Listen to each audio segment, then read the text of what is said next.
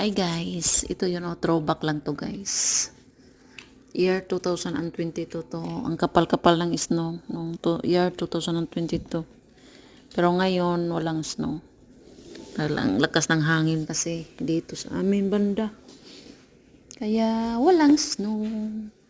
Nililipad sa ibang bahagi ng area. Ano yung sinasabi ko? So yun guys.